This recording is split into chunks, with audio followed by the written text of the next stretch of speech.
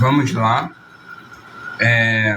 Mais uma leitura do livro Algumas Razões para Ser um Cientista. No dia de hoje vamos ler A Competência Não Escolhe Gênero, que o relato de hoje é da Belita Coyle, que é do Instituto de Física da Universidade Federal do Rio de Janeiro, Brasil. Belita Coyle é a professora e pesquisadora da Universidade Federal do Rio de Janeiro, UFRJ, desde 1994, onde realiza pesquisas teóricas em propriedades eletrônicas dos sólidos em uma área mais geral chamada Física da Matéria Condensada. No trabalho atual, ela está estudando o comportamento de materiais preparados em escala nanométrica, visando a possibilidade do controle individual dos elétrons em semicondutores. O objetivo é a utilização deste sistema nas operações elementares necessárias à implementação da computação quântica. Por essas pesquisas, Belita recebeu em 2005 o Prêmio Unesco L'Oréal, concedido a mulheres que se destacam na ciência. É o reconhecimento da maturidade da física brasileira, porque não basta que haja muitas mulheres fazendo física. É preciso que a infraestrutura de trabalho esteja madura e desenvolvida, diz uma das entrevistadas que tem concedido desde que recebeu o prêmio. Para ela, este prêmio é importante para valorizar o papel das mulheres na ciência, assim como para incentivar os jovens, de forma geral, para carreiras nas áreas da ciência e tecnologia. A ciência é uma opção viável de carreira no Brasil, acrescenta com a naturalidade de quem trabalhou nisso há 30 anos. O trabalho bem-sucedido em física, como em outras profissões, requer vocação, dedicação aos estudos, de forma intensa e contínua, representando isso uma satisfação e não um sacrifício. Relato aqui fato ocorrido há cerca de 5 anos, quando a UFRJ organizou um ciclo de palestras Física para Poetas, que foi um sucesso. Um vestibulando, entusiasmado pelas palestras, decidiu pela física como opção profissional. Um parênteses: no Brasil, esta opção é cobrada extremamente cedo dos jovens. Estranhei quando, ainda durante o primeiro ano, ele abandonou o curso de graduação. Um colega que tinha mais contato com este aluno comentou. Ele gostava mais de poesia do que de física. Concluindo, é importante que a opção profissional seja tomada com informação e maturidade. Belita sempre foi incentivada por sua família a ter uma profissão. Sobre isso ela diz: a mensagem clara que tive de minha família foi que deveria ser profissionalmente ativa e independente, mas eles também deixaram claro que esperavam que me casasse e formasse uma família. A princípio, pensou ser professora secundária, pois sempre gostou de dar aulas, mas percebeu que poderia juntar seus interesses por ciências e matemática e o gosto de lecionar fazendo física. Sente-se privilegiada por ter tido durante a escola informação suficiente que lhe permite escolher física como profissão. Em 1971, se formou na PUC do Rio de Janeiro, seguindo depois para o doutorado em Berkeley, nos Estados Unidos, que concluiu em 1976. Voltou ao Brasil e trabalhou inicialmente na PUC. Atualmente é professora titular da UFRJ. Sempre fez pesquisa e assegura que o ritmo intenso de trabalho e dedicação que um pesquisador precisa não atrapalhou sua vida fora da física. A pesquisa não atrapalha a minha vida particular, mas exige uma disposição mútua para todos os membros da família em termos de reconhecimento e valorização da parte profissional. Para vencer as dificuldades que aparecem no trabalho de pesquisa, Belita sugere que é importante ter uma atitude otimista e muita perseverança. Às vezes, tomamos caminhos equivocados que nos levam a pequenas derrotas e precisamos começar tudo de novo. Belita é uma pessoa otimista por natureza. Com relação à questão da mulher na ciência, assinala que há tantas dificuldades no Brasil que afetam homens e mulheres que me sinto mal de ficar me queixando de discriminação. Mas há no nosso meio discriminação, que precisa ser reconhecida e superada, e ainda acrescenta: a humanidade é carente de talentos. Portanto, na escolha de uma profissão deve-se levar em conta a vocação e não o preconceito. A competência não escolhe gênero, é inerente tanto ao homem quanto à mulher. É isso. esse foi o nosso relato de hoje. Começaremos o assunto de hoje, que vamos falar sobre alguns filósofos modernos. A gente já acabou de falar sobre o que é a filosofia política moderna. Ontem a gente falou sobre os 4 direitos básicos do iluminismo, que é o direito à propriedade, à liberdade negocial, ou à liberdade de se fazer negócios, e a igualdade, que não é igualdade... A igualdade no iluminismo não é a igualdade de condições, mas a igualdade a igualdade perante a lei, que é uma igualdade isonômica. Isonômica quer dizer de acordo com a norma, porque a gente também falou que o direito a partir do iluminismo é um direito normativo, existe uma norma a se seguir, e aí existe a norma tanto legalista quanto da jurisprudência. Legalista, que é a lei; jurisprudência, que é o que já foi decidido sobre o tema. Então, nesse momento era extremamente legalista, porque ainda não existia júri como existe hoje em dia. Ok? Esse é o primeiro ponto. Então, a gente falou sobre isso tudo, né? A gente falou sobre a família, e a família é o primeiro dos direitos que não é organicamente estrutural, que não faz parte da estrutura. Então, como a família não faz parte, é o que pode ser alterado, né?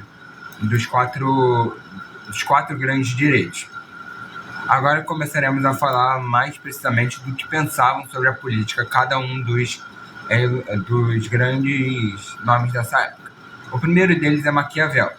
E lembrando que essa live vai ser bem longa, porque a gente tem vários nomes para falar. Vão ser 5 nomes: Maquiavel, Hobbes, Locke, Rousseau e Montesquieu. Maquiavel se preocupa em fazer considerações sobre a política e sobre a prática política, que não se põe no campo da filosofia moral, o que é inovador para a época, porque toda a teoria política tinha uma relação com a moral. Estava preocupado em compreender estratégias para a conquista e manutenção do poder, sem discussão moral ou ética em relação a essa prática, nem mesmo sobre o exercício do poder. Aparece pela primeira vez a discussão da filosofia política desassociada da discussão moral. Quando se trata de conquista de principados eclesiásticos, aparece com o conceito de astúcia afortunada, porque são 2 dos mais importantes conceitos de Maquiavel.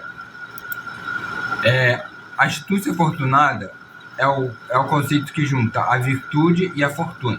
Em alguns lugares vocês podem ver como virtude, em vez de virtude. O que é fortuna e o que é virtude? Virtude primeiro vamos falar da fortuna.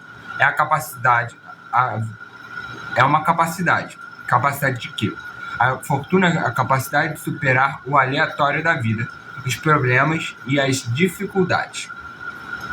É a capacidade de ter sucesso na vida pessoal, diz respeito ao inesperado da vida política, que impõe obstáculos, impõe boas ou más condições que o bom governante saberá observar.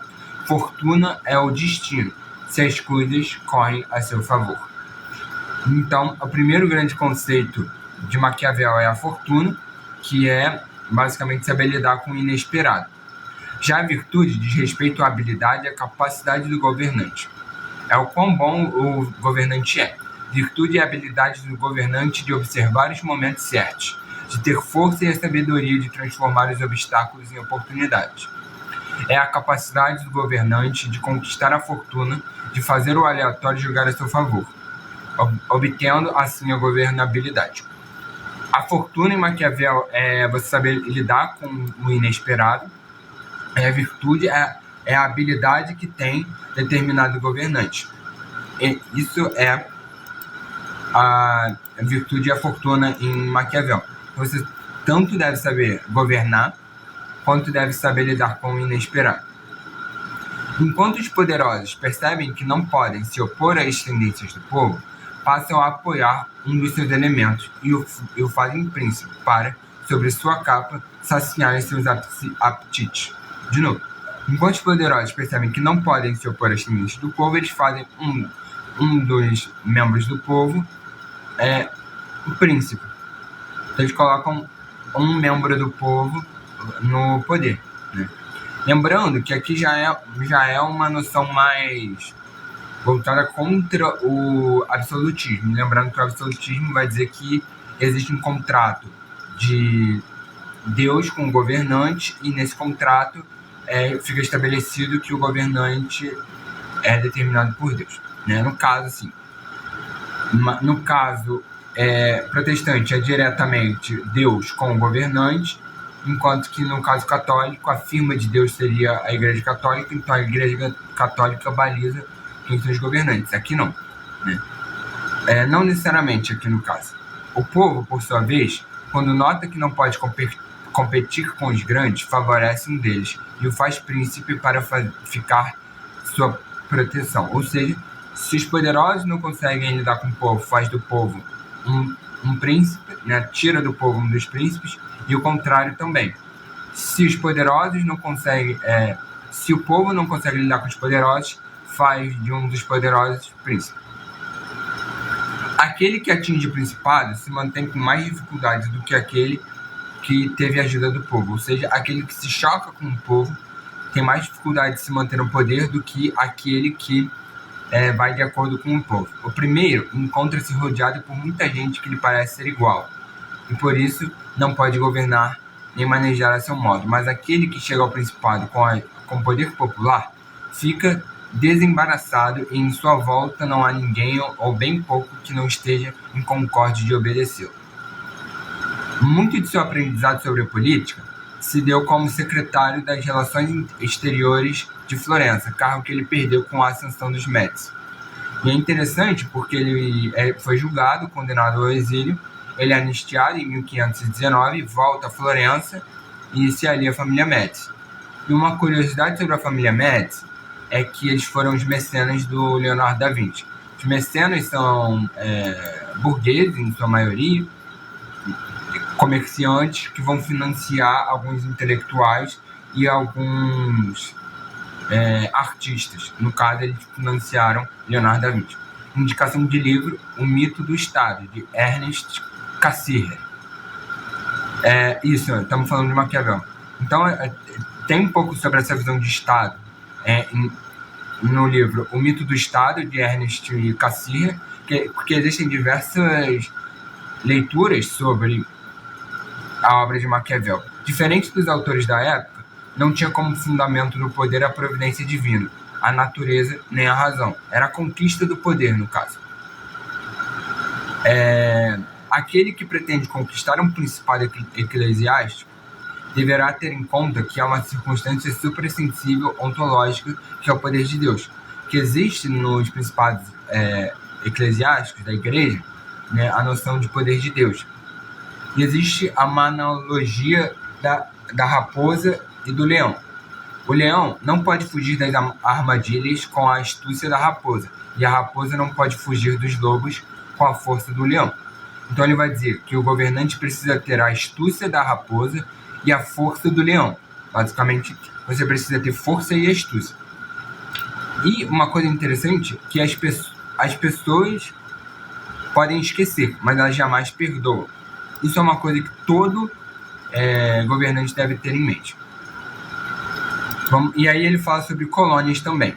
Quando se conquista um Estado que se governa sob suas próprias leis e vivem em liberdade, existem 3 modos de conservá-los. Ou seja, ele está falando quando você vai conquistar um outro principado ou outro Estado que tem leis próprias. E tem 3 modos que você pode governar, e conquistá-los e conservá-los. O primeiro deles é aniquilá-los, acabar com eles.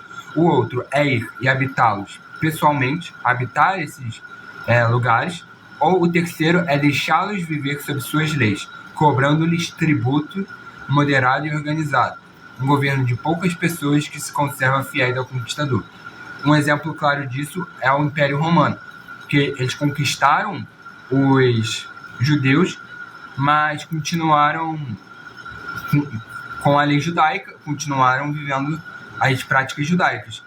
Roma não interferiu nas práticas que já existiam do povo judaico. Isso é uma coisa bem interessante, né? Aí existe um problema. Como interpretar a ordem social dada a falência dos sistemas de explicação? O sistema da Grécia Antiga e da Idade Média faliram. Maquiavel vai dizer que é preciso entender a natureza do mundo social a partir do conhecimento da própria natureza humana. A concepção política tem como ponto central a falibilidade. Daí a importância de se escolher um curso de ação eficaz. Logo, a política é a forma de se produzir ordem. É interessante porque muita gente vai dizer umas coisas que não tem nada a ver com nada em Maquiavel. Vão dizer que Maquiavel fala sobre natureza humana, e não é. Maquiavel em momento nenhum vai falar como é a natureza humana. Ele fala apenas como se mantém no poder, porque muita gente diz que ele fala sobre natureza humana. O próximo autor que a gente vai ver fala de natureza humana. E o que é a natureza humana explicando aqui? E por que Maquiavel não fala? Existe o advento do Estado. Tanto o Estado quanto a sociedade, o que a gente chama de civilização, né? Mas principalmente o Estado, né? Agora, nesse ponto da modernidade, a gente já tem um Estado mais parecido com o que a gente conhece. A natureza humana seria a sociedade antes do advento do Estado. Maquiavel está falando como um governante pode manter o seu Estado funcionando. Ele não tenta teorizar como é o ser humano antes do Estado. Porque um dos princípios do Estado é que ele tem um monopólio da força. No caso, no nosso Estado, mas assim, ele é um poder acima de todo mundo, né? Ele tem um monopólio do poder. Então, assim, a gente não é 100% livre, entende? Com o Estado, a gente não é 100% livre. Por isso que a gente diz que não é exatamente o que o ser humano é. Seria mais ou menos assim, a natureza humana seria se a gente jogasse o ser humano no meio da floresta. O que ele faria lá? Essa seria a natureza humana. Maquiavel não teoriza sobre isso. Muita gente vai falar que Maquiavel diz que o ser humano ele é mau a não ser que precise ser bom. Isso é falso, porque ele não fala sobre isso. E agora vamos para Hobbes. A partir daqui, vamos falar um pouco mais... Depois de Hobbes, né? Entrando em Locke, a gente vai falar um pouco mais detalhadamente. Para Hobbes, ele é o primeiro que fala sobre o estado de natureza, né? Ele vai falar que no estado pré-social não havia leis nem justiça.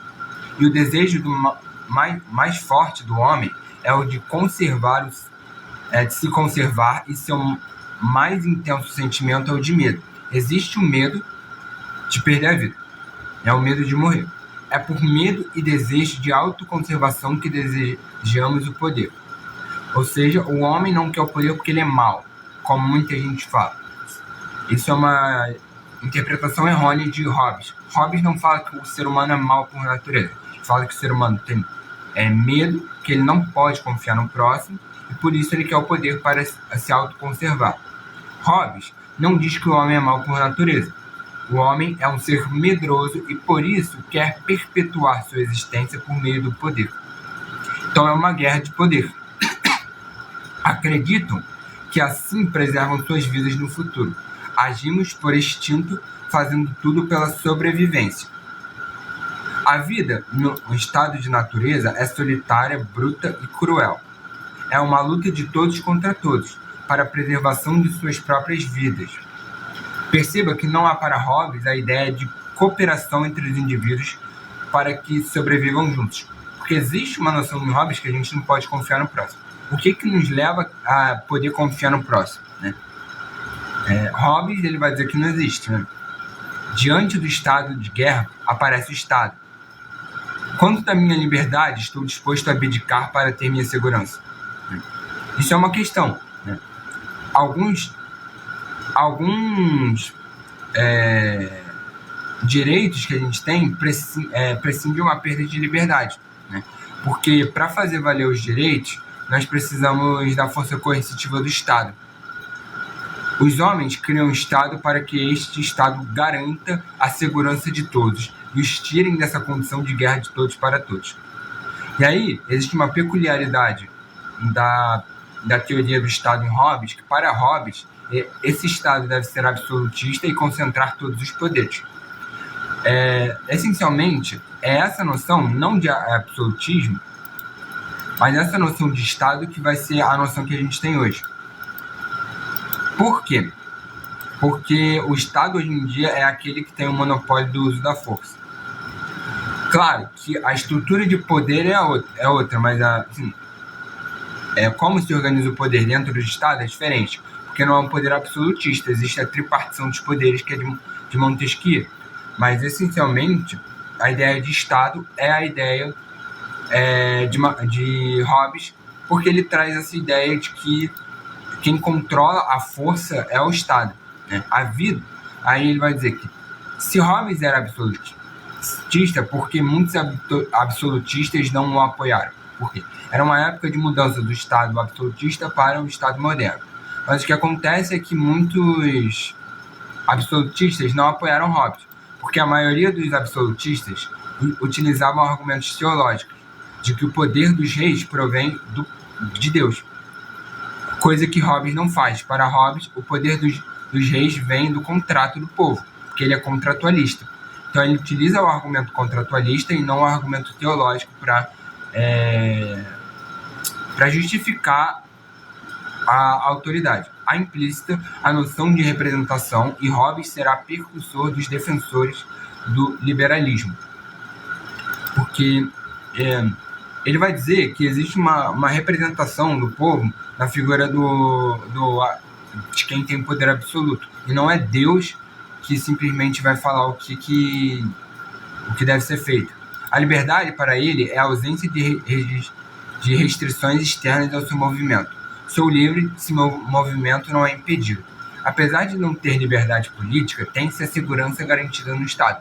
Ou seja, ele diz que a gente deve abrir mão da liberdade política para ter outras liberdades, o que gera a liberdade para ter sua família, ter seus filhos, sua propriedade, seu emprego.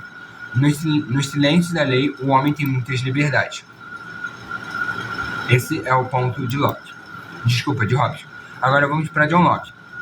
Ok? A propriedade privada é pensada como um direito natural. Existe uma filosofia individualista dissociada do coletivo. Há um combate ao absolutismo e a ideia de contrato social. O fim maior e principal para os homens se unirem em sociedades políticas e se submeterem a um governo é, portanto, a conservação da propriedade privada. E o que acontece? O principal dos iluministas no geral, mas principalmente em Locke, assim, o principal direito é o direito à propriedade privada. E se a autoridade instituída ferir o direito à propriedade, é justo que se faça resistência. Mas o que acontece? As coisas estão na natureza, não são de posse de ninguém. O que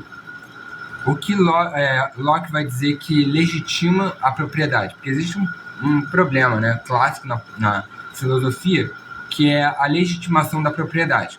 Locke vai dizer que o que é legitimador da propriedade é o trabalho. Se eu empenho trabalho numa terra, essa terra passa a ser minha.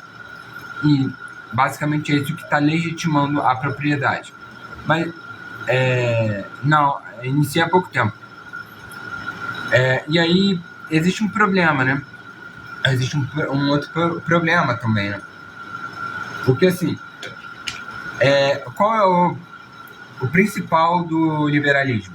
O capitalismo, ele se funda em quê? Ele se funda no trabalho assalariado, no trabalho. Então assim, vamos supor que eu tenho uma fábrica, vamos supor, e eu tenho tudo que é produzido na fábrica é de propriedade privada do dono da fábrica. Então, em tese, nessa visão inicial, se a gente toma o trabalho como legitimador da propriedade, todos os trabalhadores poderiam ser dono daquilo, Mas aí o que a gente diz? Não é só trabalho. Além do trabalho, a gente também tem o dinheiro. O dinheiro também é legitimador da propriedade. E aqui existe uma das coisas principais, que é um argumento a favor da desigualdade. Porque se a gente lembrar de Locke, contrastando com Locke, a gente tem Aristóteles, que vai dizer que justiça é dar a todos aquilo que lhe é devido. E é uma justiça circunstancial, que depende da natureza da coisa. Se alguém tem muito e outra pessoa tem pouco, aí você tem que pegar aquilo que a pessoa tem em excesso e dar para aquela pessoa que está faltando. Isso é justiça para Aristóteles, ok?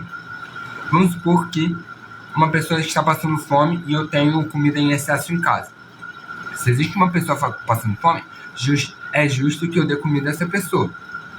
Agora, se a pessoa tem 10 quilos de carne em sua casa e é suficiente para ela comer, e eu tenho 100 quilos de carne, eu posso ter esses 100 quilos porque ninguém falta comida.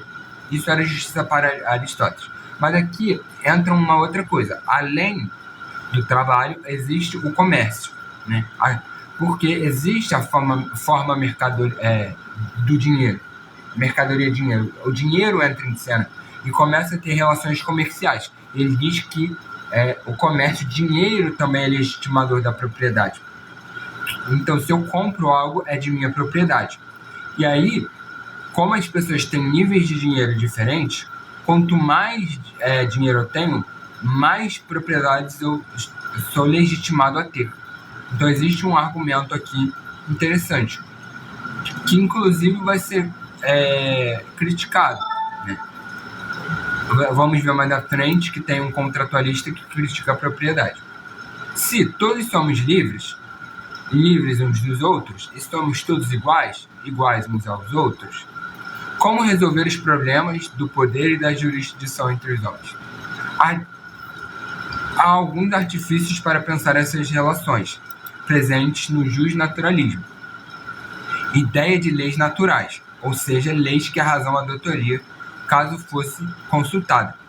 Ideia de direitos naturais, ou seja, algo inerente ao homem, a moral, o homem, a moral e a pessoa, e que não pode ser alienado nem pelo próprio detentor desses direitos. O que acontece? De novo, Aristóteles ele diz que o direito natural tem a ver com a natureza da situação e a natureza das coisas. Aqui, o direito natural ele é normatizado, existe uma norma, porque o direito iluminista é um direito normativo. Você cria uma norma em que vão seguir essa norma. A jurisdição iluminista é de que se siga uma norma.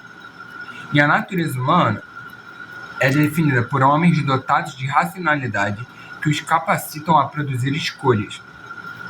É da interação que surge a moderação das paixões e dos interesses. Podemos dizer que Locke nos fala de uma pauta de obrigações entre homens que delimita a esfera da sociabilidade. Essa pauta de obrigações está relacionada à autopreservação. E aí ele vai dizer também que existe um limite para a sociabilidade, porque não podemos ferir os direitos naturais. E parece que todos os tempos da humanidade está muito assentada a ideia de que a justiça fazer com que o proprietário tenha aquilo que é de sua propriedade. Ou seja, existe a ideia hoje de que em toda a humanidade justiça foi garantir a propriedade privada. Isso não tem nem 400 anos. Isso é interessante contextualizar. Outros autores, por exemplo, mais à frente, Marx vai criticar isso, né? Ele critica, por exemplo, na figura de Adam Smith e David Ricardo, como eles concebem a propriedade privada, né? E é interessante também, porque os liberais hoje em dia também têm esse discurso, que eles falam do capitalismo como se fosse uma força da natureza, sendo que essas coisas são muito recentes. É interessante a gente sempre historicizar o que a gente está estudando, colocar no tempo. A gente precisa entender quando é que viveu quem a gente está estudando. Primeira coisa, que a gente vai entender melhor qual é o contexto histórico.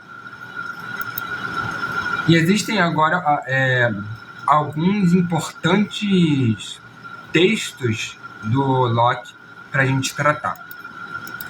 Como a gente hoje está tratando de contratualismo, a gente vai tratar hoje sobre 2 tratados sobre o governo.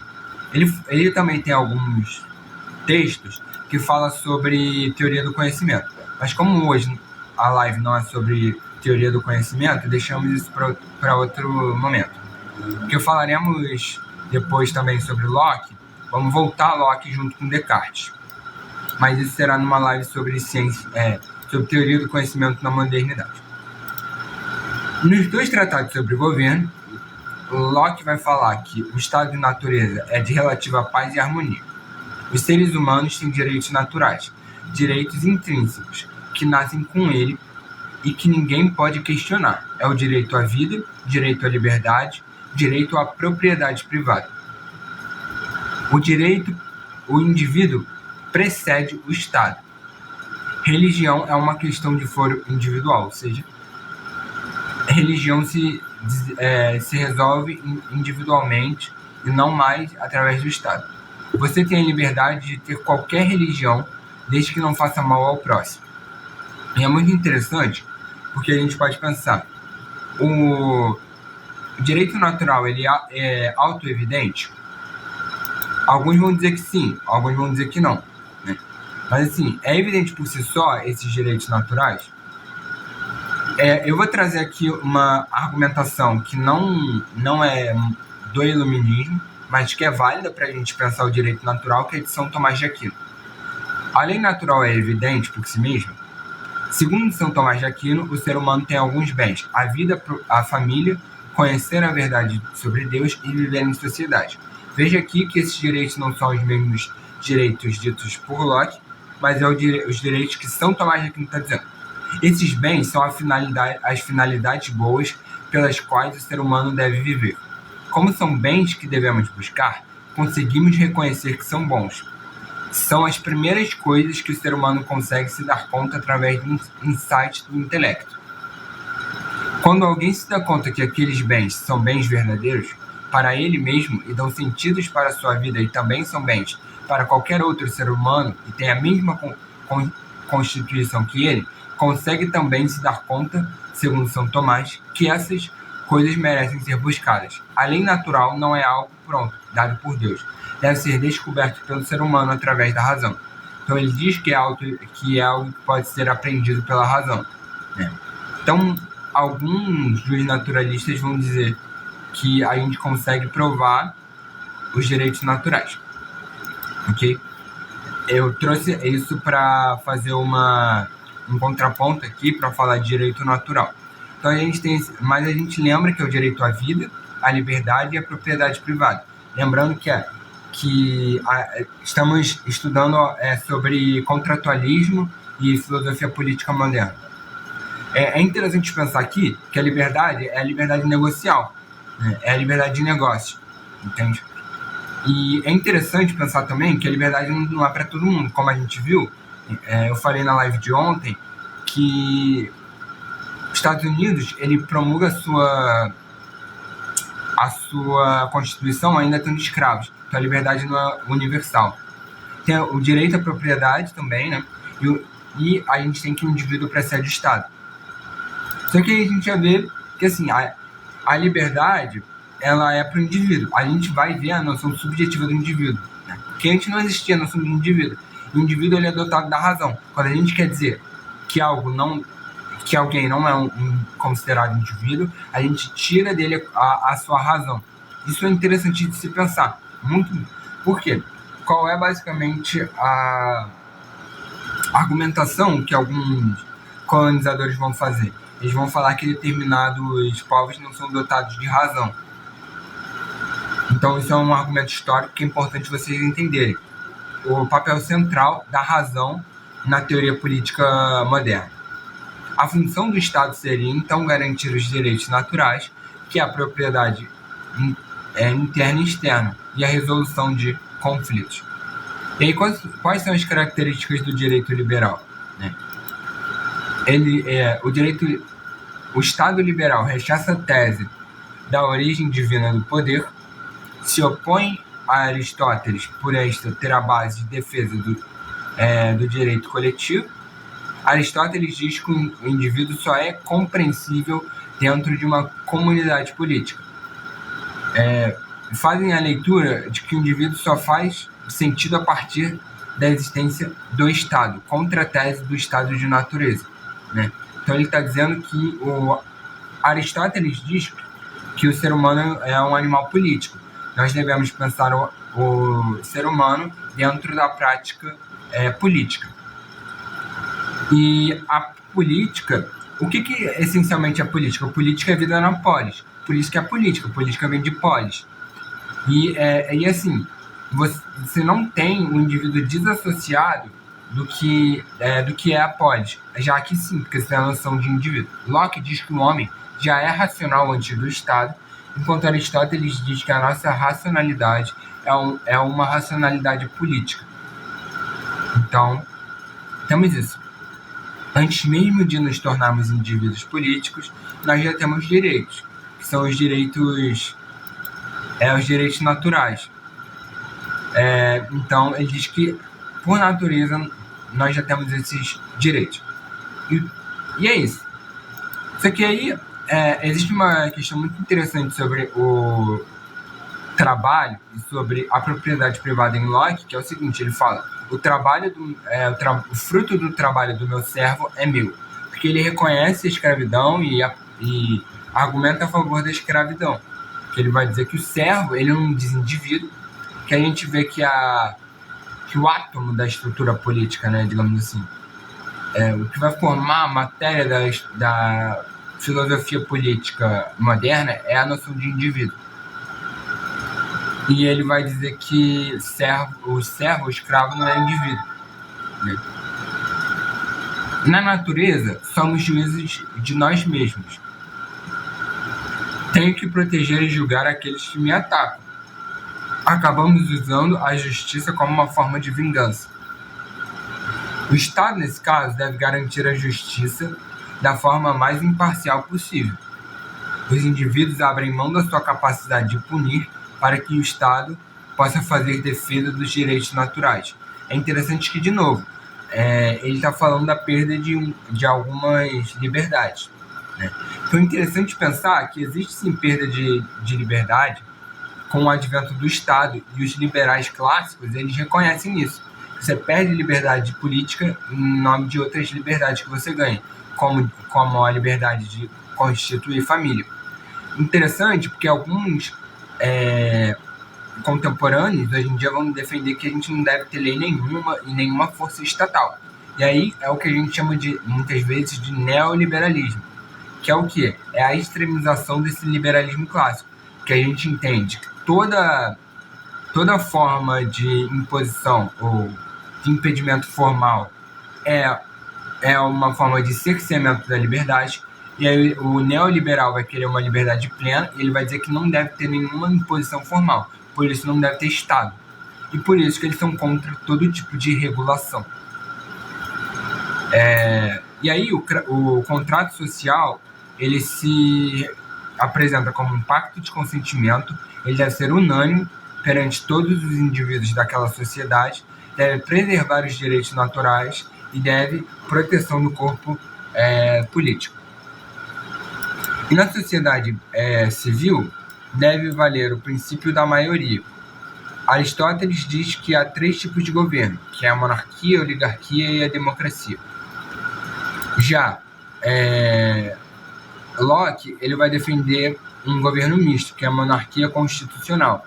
Lembrando que ele está na época de revoluções na Inglaterra, né? Por aí. E para ele o poder supremo é o legislativo, que tem o poder, e quem tem o poder são as pessoas, são os indivíduos, porque o legislativo são os representantes do povo. Se o governo foge do seu dever de proteger os direitos naturais, os indivíduos têm direito de resistir a esse governo. E também é uma noção um pouco parecida com a noção de Santo Agostinho. Santo Agostinho e São Tomás de Aquino. Porque Santo Agostinho e São Tomás de Aquino vão dizer que leis injustas não são leis.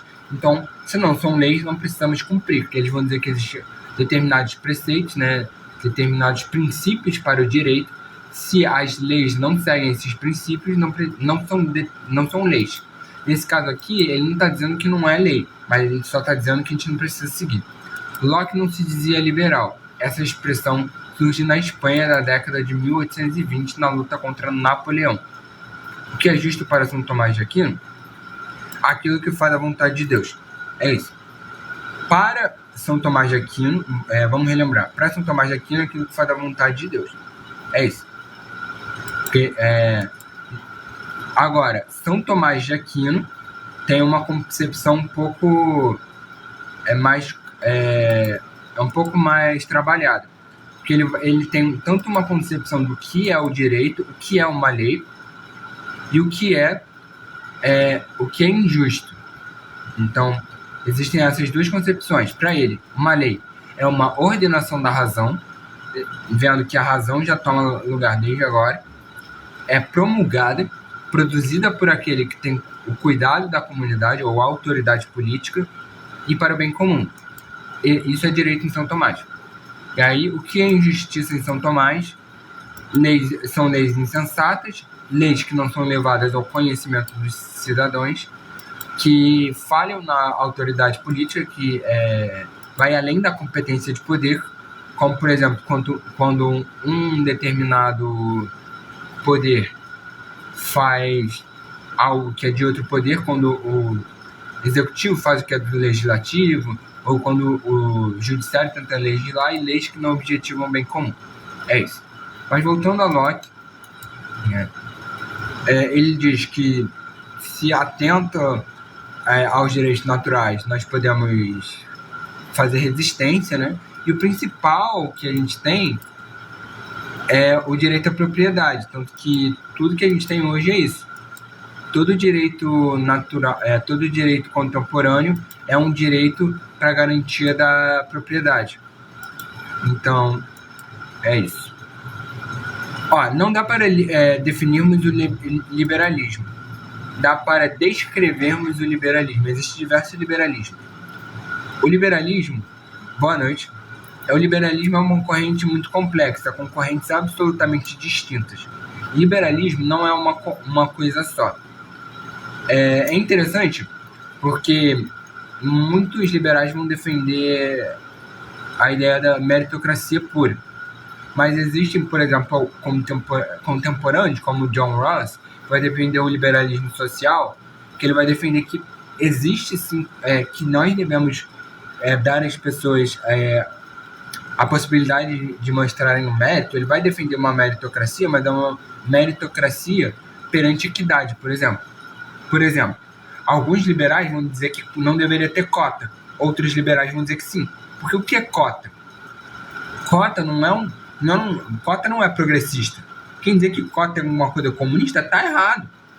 Assim, socialista e comunista é a abolição do concurso, é a abolição do vestibular. Se alguém te chamar de comunista por falar que deve ter cota, você fala comunista é o fim do vestibular. Por quê? A cota ainda prescinde a competição. Você só está fazendo o quê? Você só está dando equidade, igualdade de condições para disputa. Mas ainda assim há disputa de condições. Existe disputa entre as pessoas. Entende? Você ainda está colocando, mas você está colocando pessoas que têm condições iguais para disputar. Então ainda é uma questão de meritocracia.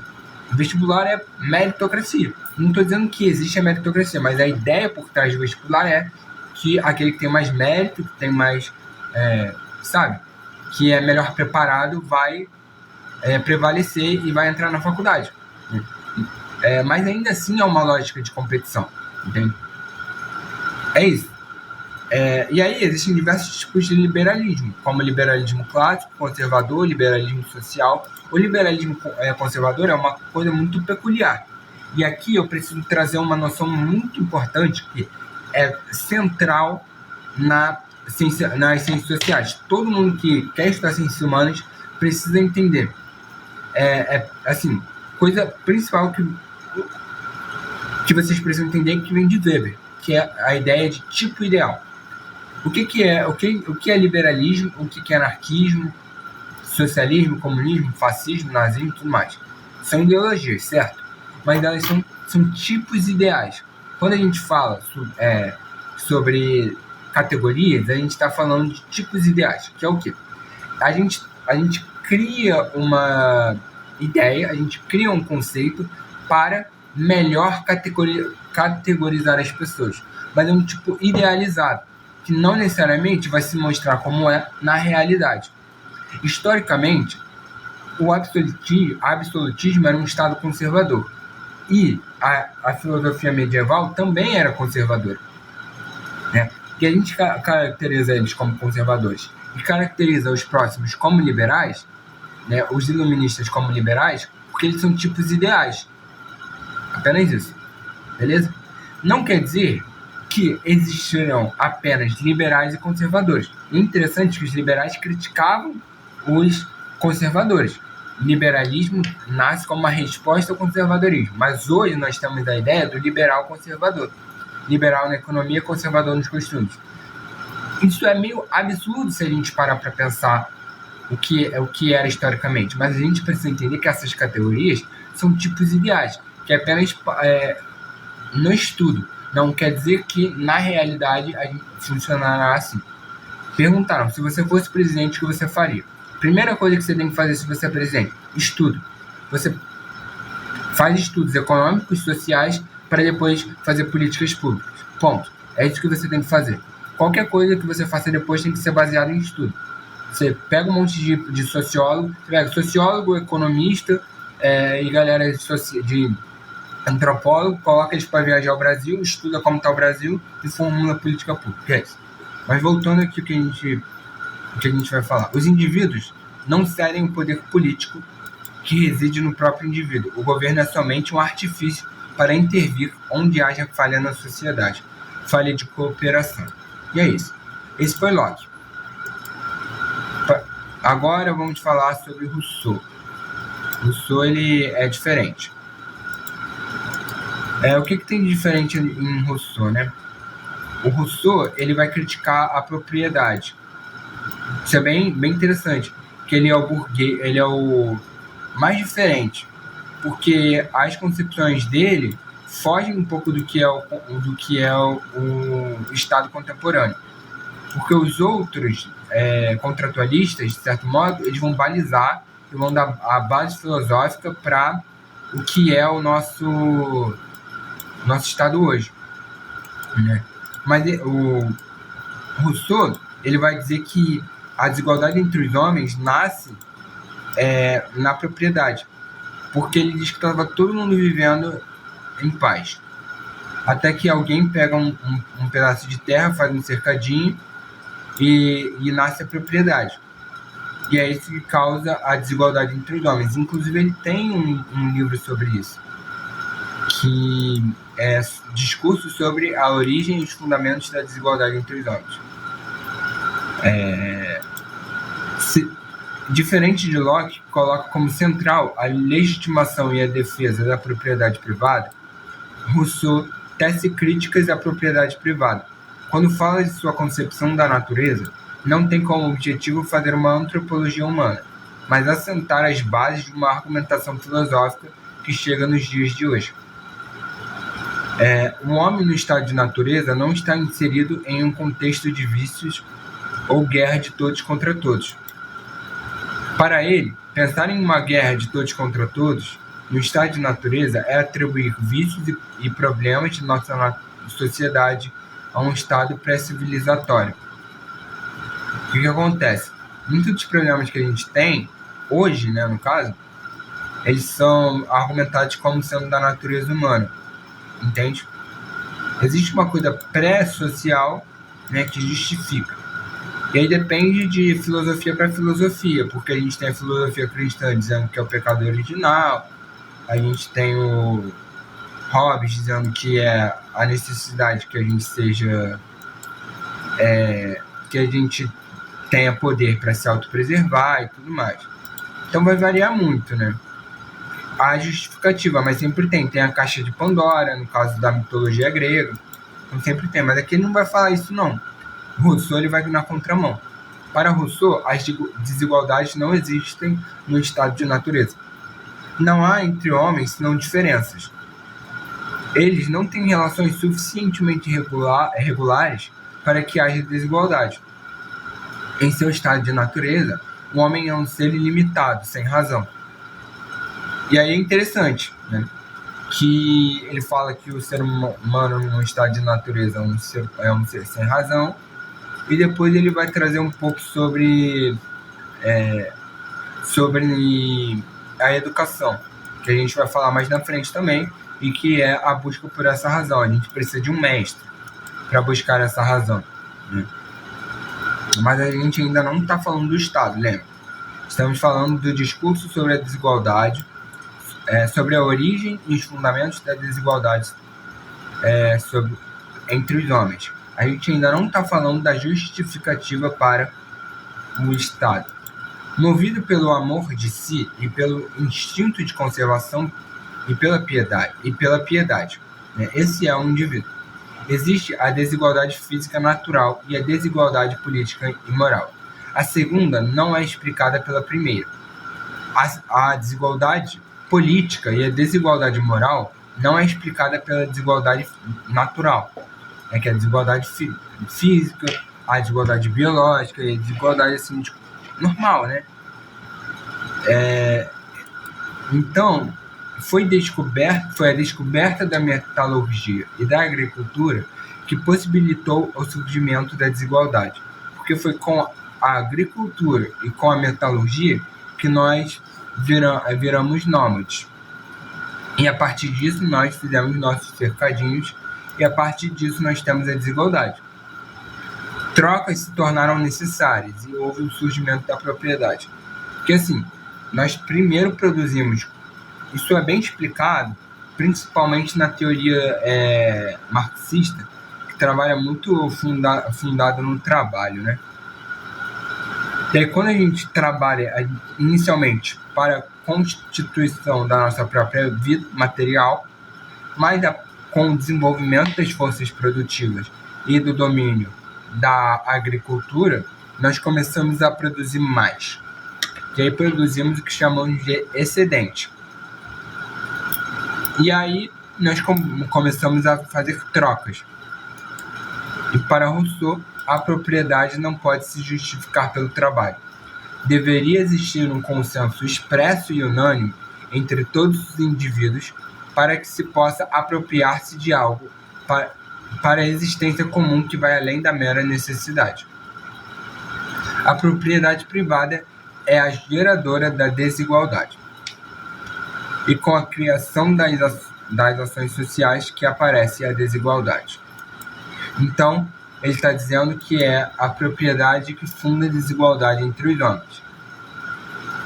A diferença das riquezas provoca, portanto, inveja, roubo e violência. Agora, a partir dessa concepção, ele vai trazer o contrato social. O indivíduo é bom por natureza e ele traça a ideia do bom selvagem.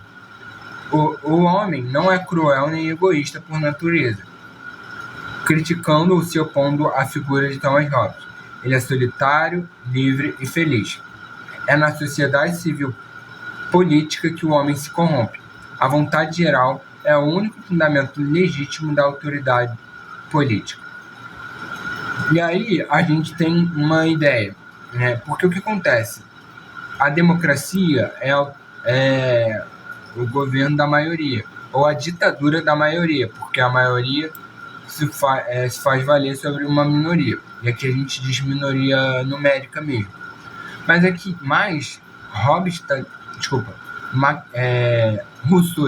Rousseau está dizendo que o que vai efetivamente legitimar a autoridade política é a vontade geral, né? E deve haver uma unanimidade. E deve ter a soberania do povo e imprimir através do exercício da vontade geral. O povo e ao mesmo tempo autor e sujeito das leis. Mas essa autoridade poderá um dia realmente se justificar? Creio que não. Por quê? Se deve ser vontade geral, pode ter sempre um grupo minoritário que não quer essa autoridade. Então, essa autoridade pode nunca se legitimar. A cultura só piorou os homens. O homem é bom, mas foi corrompido por natureza. Tanto que Hobbes Hobbes, ele vai dizer que o Estado é absoluto, tem poder sobre todos, enquanto Rousseau vai dizer que nós precisamos legitimar. E ele também critica as ciências e as artes. Seriam elas realmente frutos do progresso? Por isso que ele fala que é contra a cultura, né? Ele fala contra a cultura. Fala que a cultura só piorou os homens. E aí o que seria realmente contrato social? Pacto de associação e não de submissão. Não estamos submissos, mas uma associação por paz, segurança e justiça. Pobres não ganham nada com contrato social e ainda perdem a liberdade. De novo. Pobres não ganham nada com contrato social e ainda perdem a liberdade. Está criticando o contrato social. O contrato social é o verdadeiro fundador da sociedade, ele que dá origem ao povo. A autoridade política não existe naturalmente. Ela surge a partir de uma convenção. E aí a gente vê um distanciamento das teorias, tanto de Platão, que diz que existe uma alma, que ela é mostrada, né? Uma alma que é uma aptidão, digamos assim, que quem tem aptidão racional deveria ser autoridade. E na Idade Média, vamos dizer que é instituído por Deus. Ele vai dizer que não existe nada natural para a autoridade política, ela surge a partir de uma convenção. E nenhuma submissão pode ser de fato justificada. Existe igualdade das liberdades. Porque não iniciar a sua liberdade é renunciar à sua qualidade de ser humano. E para ele, o direito alienável do ser humano é a liberdade, e não é mais a propriedade privada como é em outros iluministas. A força não pode fundar um direito. E aqui ele está de novo fazendo um contraste do Estado como Estado que tem o uso legítimo da força, né? Ele tem um monopólio do uso legítimo da força, porque existe um momento em que o uso da força é legítimo, e quem tem o uso legítimo dessa força é o Estado. Esse é o Estado contemporâneo. O Estado contemporâneo se funda na defesa da propriedade privada, primeiramente. Segundo, no uso legítimo da força. A representação legítima no plano executivo é, por outro lado, desqualificada no poder legislativo. E ele vai excluir o parlamentarismo, que é o que defende o Locke. Para Rousseau, as desigualdades não existem no estado de natureza, pois eles não têm relações suficientemente regulares para que haja desigualdade. Não há entre os homens senão diferenças. Existe a desigualdade física e natural e a desigualdade política e a moral, em que a primeira não é explicada pela segunda. Para ele, as diferenças físicas e intelectuais são inerentes e naturais ao ser humano. Já as desigualdades moral e política são construídas pelos homens e é explicada no livro em questão, que é o livro A Origem e Fundamento da Desigualdade dos Homens. É com o avanço das relações e da crescente complexidade delas que a desigualdade política e o poder surgem. Assim, partindo dessa desigualdade, há discórdia entre os homens, gerando o fim do estado de pão selvagem que eles viviam. Foi a descoberta da metalurgia e da agricultura que possibilitou o surgimento da desigualdade por criar relações de dependência. Trocas se tornam necessárias e, com o surgimento da propriedade, os ricos fundam a desigualdade graças às leis. Isso aqui é importante, porque quem vai fazer as leis são os ricos, e eles vão fundar a desigualdade graças às leis. Por quê? Porque as leis vão determinar a legitimidade e a defesa da propriedade privada, sendo que uns têm mais e outros têm menos propriedade. A propriedade privada é a geradora primeira da desigualdade, sendo a perfectibilidade outra geradora. Já as diferenças das riquezas causadas pelo acúmulo da riqueza e da propriedade provocam, portanto, inveja, roubo e violência. Rousseau diz que o homem é bom solitário, livre e feliz por natureza. É na sociedade civil política que o homem se corrompe e a cultura só piora os homens. O contrato social surge, então, pela vontade geral, que é o único fundamento legítimo da autoridade política. O contrato social é um pacto de associação, não de submissão, ou como dizem outros contratualistas. É o contrato que dá origem ao povo.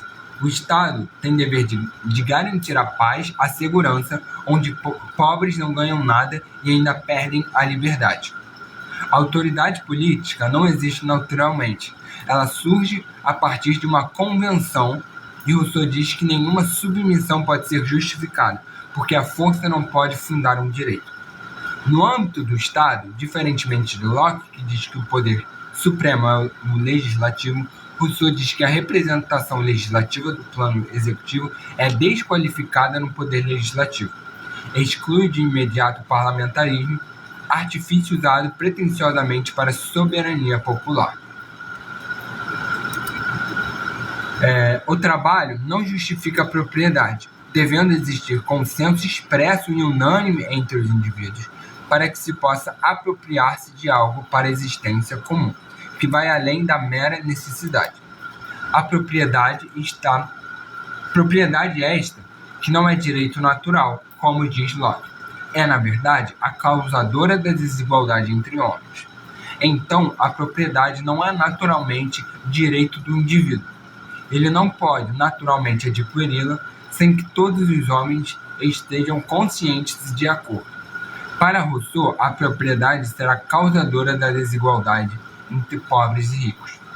O homem seria, no estado de natureza, bom por natureza. E há início de uma crescente perversão moral cuja marca inicial é o estabelecimento da propriedade privada. A moral natural se torna insuficiente com o avanço da complexidade das relações sociais e é substituída por normas que atuam na legitimação da desigualdade. Então, para ele, a desigualdade é legitimada pelo contrato social e pelo Estado. Agora vamos falar alguma coisa. Vamos falar uma coisa que é pouco falada, porque Rousseau ele é muito lembrado pelo contratualismo, mas ele é pouco lembrado pela pedagogia. Mas aqui falamos de tudo, hein? Assim como Locke é muito falado sobre contratualismo, mas pouco falado sobre teoria do conhecimento. Mas aqui tem muito a ver. Aqui, essa teoria da educação tem muito a ver. A gente vai falar de Locke também, vamos retomar Locke, quando falamos de teoria do conhecimento, porque especificamente amanhã falaremos sobre John Locke e Descartes, e depois falaremos sobre George Berkeley e David Hume, provavelmente na mesma live. Vamos falar sobre esses dois, e depois vamos começar uma longa jornada de Kant, Hegel e Marx. Mas vamos lá. O que ele diz sobre a educação? Começaremos a falar sobre a educação em Rousseau. A educação deve aspirar não só instalar o saber, mas a formar o coração, o espírito e a capacidade de julgamento.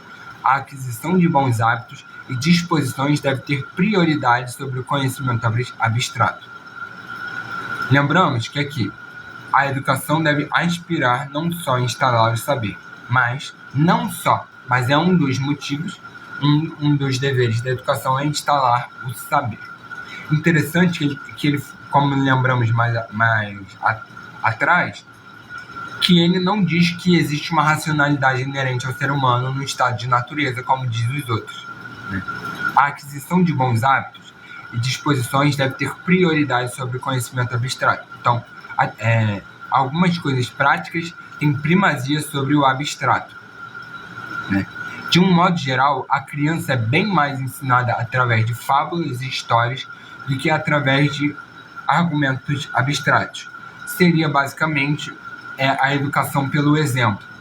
Deve ser conduzida pelo interesse e não forçada por lições secas e obedientes que despertem desagrado e resistência. Ela deve ser ensinada de tal maneira que a habilite a ser feliz. E isso, afirma Rousseau, consegue-se melhor aprendendo a moderar as paixões do que se lhes ceder. Então, existem algumas coisas importantes sobre a educação em Rousseau.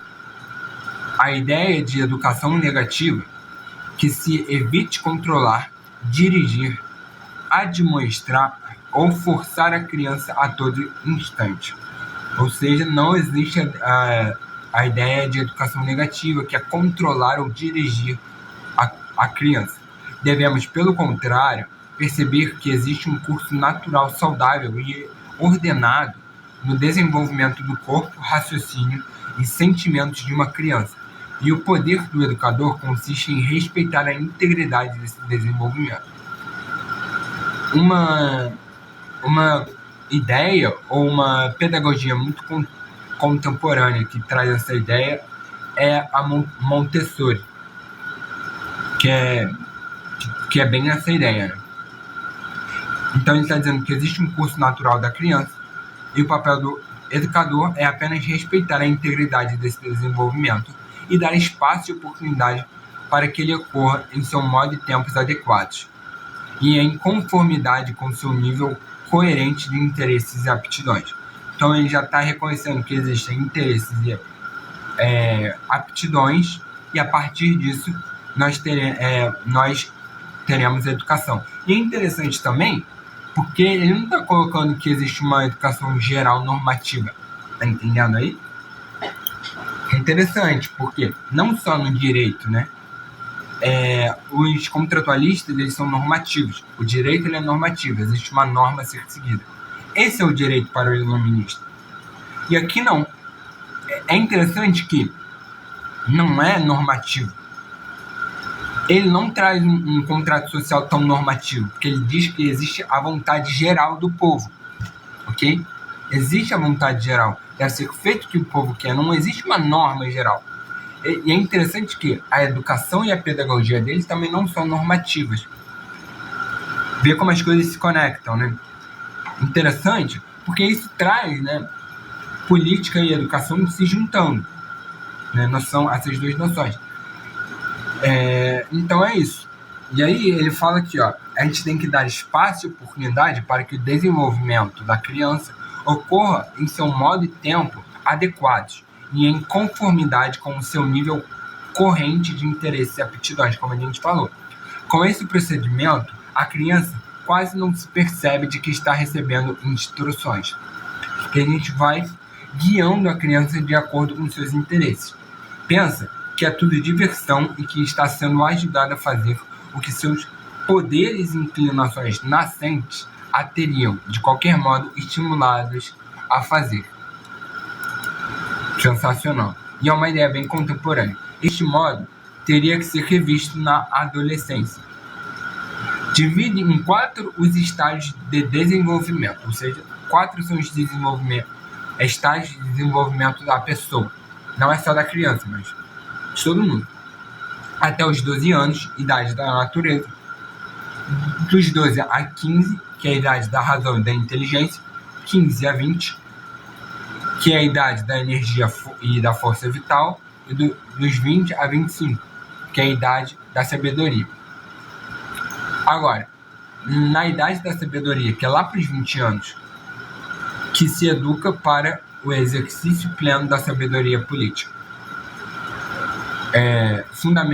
Fundamental em toda a obra de Rousseau é a sua convicção de que os seres humanos possuem uma natureza inata, que, se lhe for permitida e dada a liberdade adequada para o desenvolvimento, poderá torná-los tão úteis, felizes e bons para si próprios e para os outros.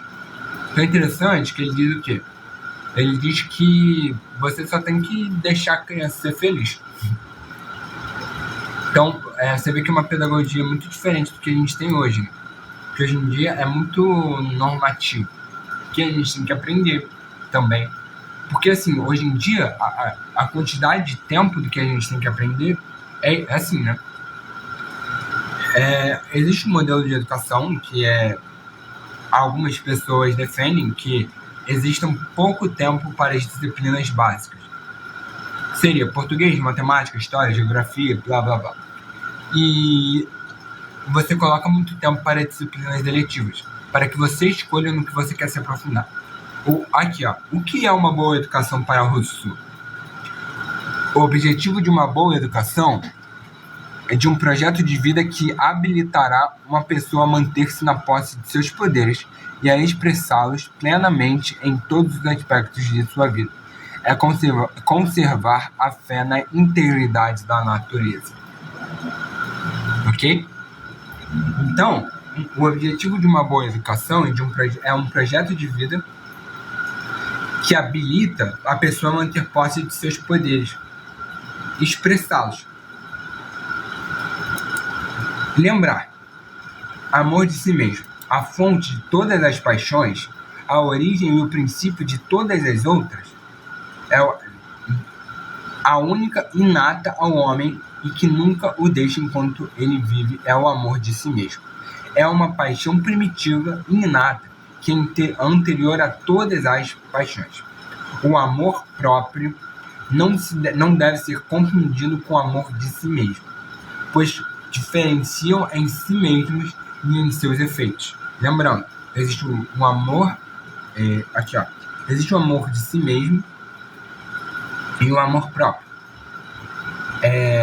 O amor de si mesmo é um sentimento natural que leva todo e qualquer animal a cuidar de sua própria preservação e que, guiado do homem pela razão e modificado pela compaixão, cria a humanidade e virtude. Ou seja, o amor de si mesmo é o amor à sua própria preservação, não tem a ver com o amor próprio. O amor próprio, no caso, é a autoestima. O amor próprio, né? Explicando o amor próprio, explicação mais usada, logo que um ser humano forma qualquer tipo de relação ou associação estável com um outro, isso suscita nele um desejo que rapidamente se torna dominante e absorvente, de estabelecer-se como superior ao outro, de adquirir um poder arbitrário e despótico, de impor submissão e ignorância ao outro, em cuja degradação encontrará prazer e prova de sua própria importância e valor, egoísmo, competição e dissimulação. Então, o amor próprio tem a ver com essa disputa, a alienação de si mesmo, né? É basicamente isso, entende?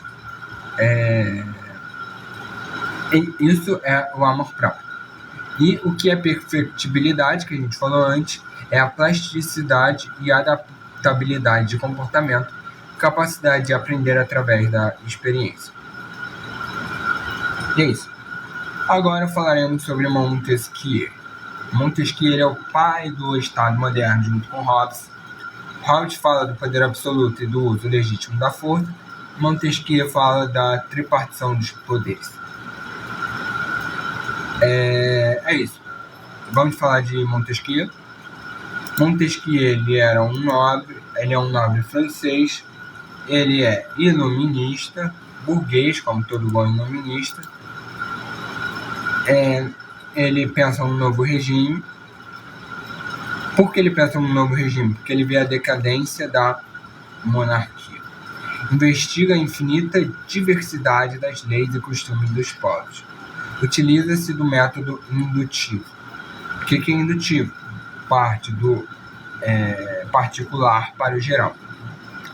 A questão do melhor regime é, segundo Montesquieu, desde Platão, mal colocada, porque parte de um pensamento demasiadamente abstrato. Porque, desde Platão, essa ideia do melhor regime é um pensamento dedutivo que parte do geral para o particular, e as leis são determinadas pela natureza das coisas que elas se aplicam. A causa das leis está no caráter particular de cada povo. Então, cada povo deveria ter suas leis. Ele vai diferenciar a república da monarquia do poder despótico. A monarquia... Não, primeiro a república. O povo que seria uma democracia, né? Ou parte do povo, no caso da aristocracia, é soberano e reina respeitando as leis. De novo, explicando melhor. Existe a democracia, que é o povo no poder, que seria o governo do povo, ou uma parte do povo, que seria a aristocracia, em que esse grupo ou a totalidade das pessoas é soberano, respeitando as leis. Seu princípio é a virtude e o civismo, que é res publica, que é o que fundamenta a república. República quer dizer res publica, que é salvaguardar aquilo que é público. Seu princípio é a virtude ou o civismo, o amor à pátria e a igualdade de todos perante a lei. De novo, o iluminismo tem a igualdade perante a lei, não é a igualdade de condições. Monarquia, apenas um governo a partir de leis fixas e estáveis, permite outros tipos de governo, como a nobreza e o clero.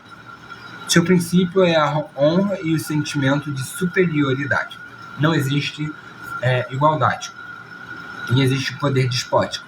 Um único homem governa por meio de um governo arbitrário e absoluto. Seu princípio é o temor que abrange seus súditos. A liberdade política só pode existir em sistemas moderados.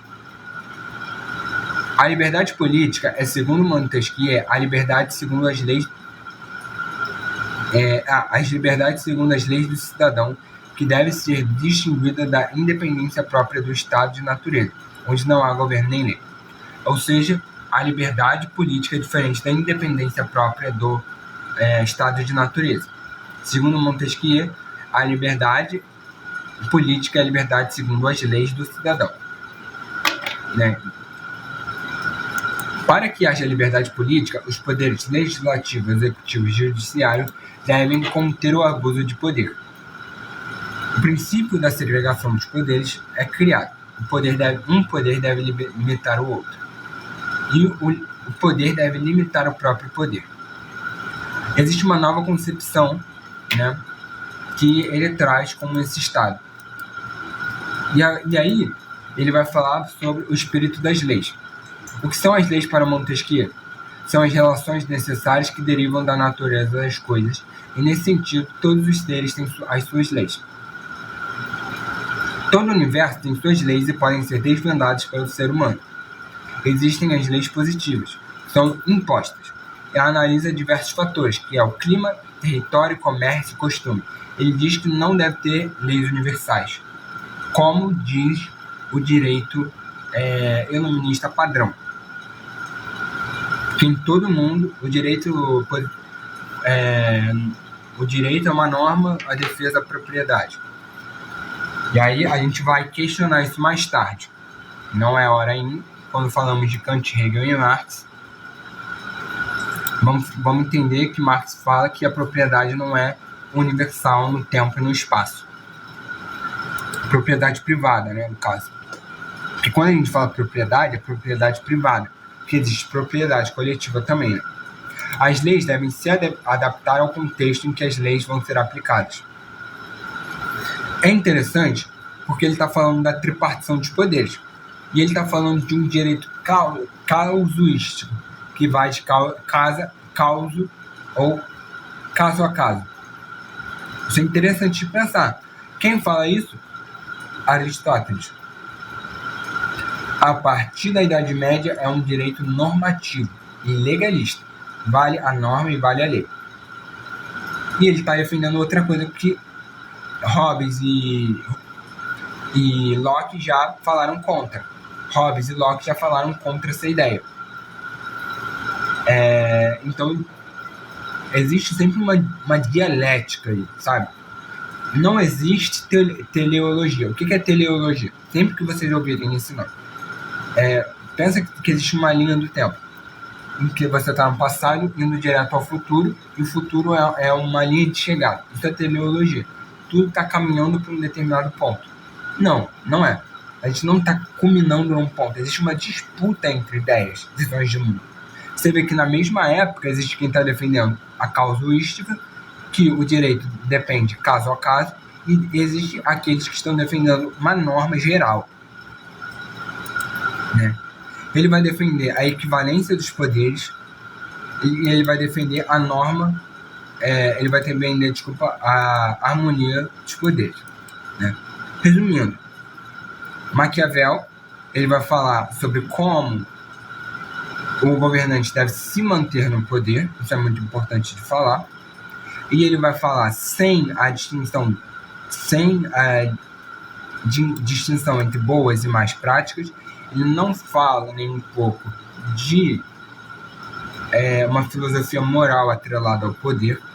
Hobbes vai defender o Estado absoluto, que tem um monopólio da força, que o nosso Estado é o Estado absolutista, Estado hobbesiano. Nós temos a noção de Estado hobbesiano.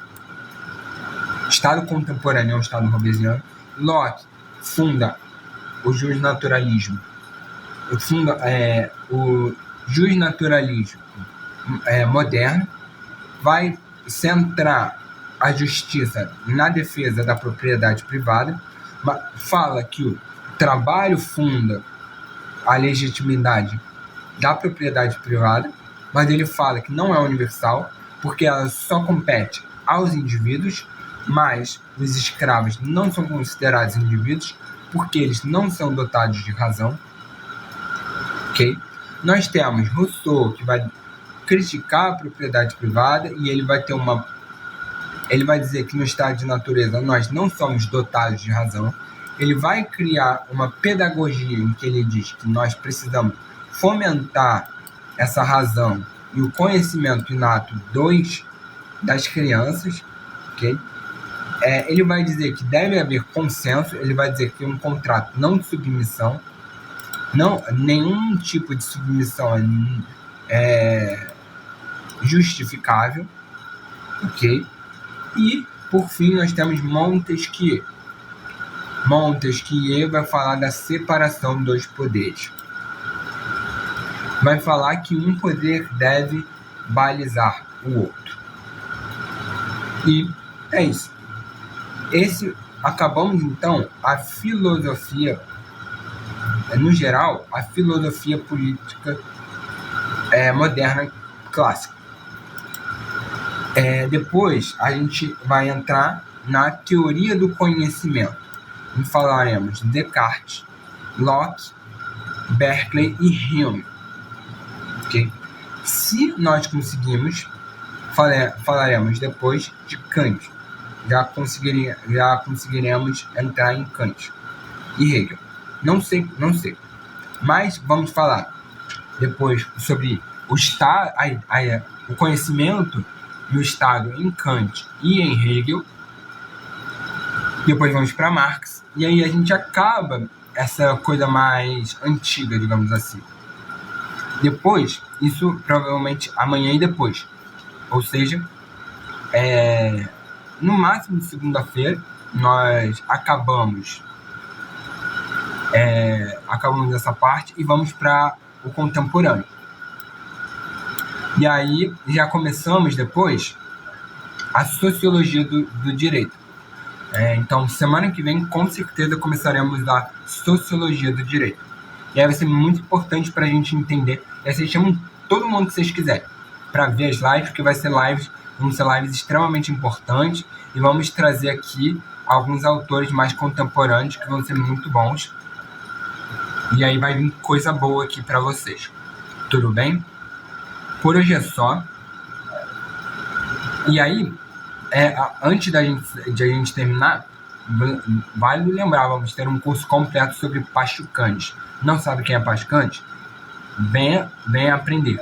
Porque ele tem uma teoria do direito muito completa que vamos aprender de forma sensacional. Além disso, vamos aprender também muito sobre um carinha aqui que é muito importante, que é o Goffman.